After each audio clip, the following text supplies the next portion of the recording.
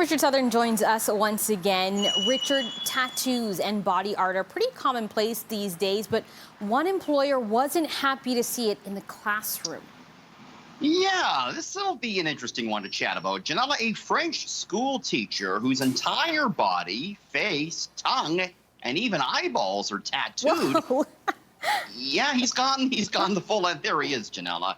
He said he was prevented from teaching kindergarten in France after a parent complained that their 3-year-old child was a little bit scared of him. Now, this gentleman, he's been teaching for 12 years, different grades, and he said usually when kids get over the initial shock of looking at him, they don't really care too much. He said he wants to continue teaching and said he hoped to show his pupils that they should accept people who are different from the norm. And, you know, when he puts it this way, I tend to agree with him, Ginella. What do you think? I bet you he's not making that scary face when he's teaching kindergartners. He's not rolling his stomach, no. And he's probably wearing a shirt, too. So maybe a little bit more approachable than he appears in this video. And yeah, I mean, I'm all for that. If his teaching abilities are, up to par, obviously he was hired. He's been teaching for 12 years and successfully so.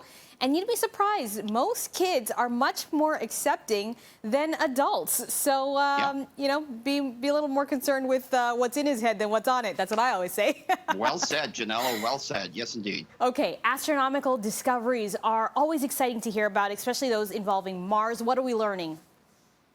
There's a lot more water on Mars than we thought. The European Space Agency said today, Ginella, that they have found several briny lakes under the surface of Mars. And the largest of which is 20 to 30 kilometers wide and just 1.5 kilometers below the surface. The fact that there is a lot more liquid water than thought on Mars is exciting for a couple of reasons, that not the least of which is the fact that here on Earth, briny liquids can support life. So, Ginella, we're talking about the possibility of life in Venus's clouds, and now who knows, maybe under the surface of Mars as well. So interesting time to be, a planetary scientist right now. Interesting. Okay, lots of us working from home. Emails have always been a big part of work, but even more now that we are, most people are working remotely. But it looks like we have to be a little bit careful with our wording. Rude emails can take an awful toll, according to new research coming out of the University of Chicago, Ginella. Researchers actually looked at this, and they found that rude emails lead to significant distress for employees. They say there's active rudeness, where someone is actively demeaning or derogatory in an email. The more common, though, is sort of a passive rudeness where, someone doesn't respond to a question or a suggestion you had, and then it's difficult to know whether, they simply forgot to answer or whether they intended to ignore it. And they say this can lead to sleepless nights for employees. You wake up stressed.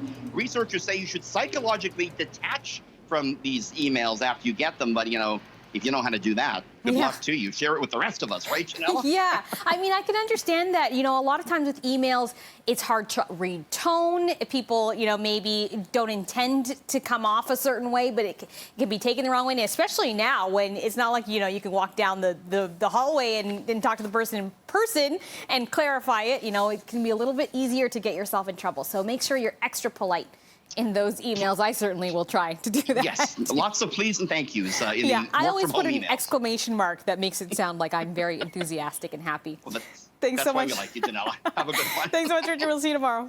See you tomorrow.